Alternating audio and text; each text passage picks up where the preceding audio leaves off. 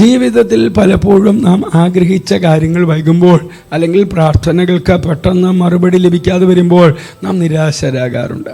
നമ്മുടെ കാത്തിരിപ്പും അധ്വാനവും വെറുതെയാണെന്ന് ലോകം പറഞ്ഞേക്കാം. എന്നാൽ മനുഷ്യർ നൽകുന്ന ഉറപ്പുകൾ മാറിയാലും മാറാത്ത ദൈവത്തിൻ്റെ വചനം ഇന്ന് നമ്മോട് പറയുകയാണ്, നിന്റെ കാത്തിരിപ്പിന് ഒരു പ്രതിഫലമുണ്ട്, അത് നിശ്ചയമാണ്.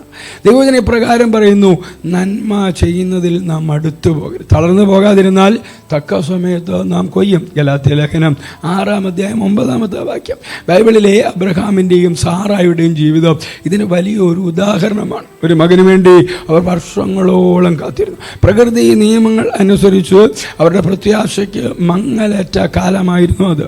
എങ്കിലും അബ്രഹാം ദൈവത്തിൽ പ്രത്യാശ വെച്ചു. ആ പ്രത്യാശയ്ക്ക് ഭംഗം വന്നില്ല. തക്ക സമയത്ത് ദൈവം ഇസഹാക്കിനെ നൽകി അവനെ അനുഗ്രഹിച്ചു. ദൈവത്തിൽ പ്രത്യാശ വയ്ക്കുന്നവരെ ലജ്ജിച്ചു പോകാൻ അവിടുന്ന് അനുവദിക്കുകയില്ല എന്നതിൻ്റെ വലിയൊരു തെളിവാണ് അവരുടെ ജീവിതം. ദൈവത്തിൻ്റെ ഘടികാരം വൈകി ഓടിയേക്കാം, എന്നാൽ അത് ഒരിക്കലും തെറ്റായ സമയമല്ല കാണിക്കുന്നത്. അവിടുത്തെ സമയം എപ്പോഴും കൃത്യമാണ്. ലോകം നിങ്ങളുടെ മുൻപിൽ വാതിലുകൾ അടയ്ക്കുമ്പോൾ ഓർക്കുക, ദൈവം നിങ്ങൾക്കായി ഒരു വലിയ പ്രതിഫലം ഒരുക്കുന്നുണ്ട്. നമ്മുടെ ജീവിതത്തിൽ നാം എന്തിലാണ് പ്രത്യാശ വച്ചിരിക്കുന്നത്? തകർന്നു പോകുന്ന മനുഷ്യരിലോ അതോ തകരാത്ത ദൈവത്തിലോ? എൻ്റെ ഉപദേശം ഇതാണ്, സാഹചര്യങ്ങൾ എത്ര കഠിനമായാലും നിങ്ങളുടെ പ്രത്യാശ കൈവിട്ട് കളയരുത്.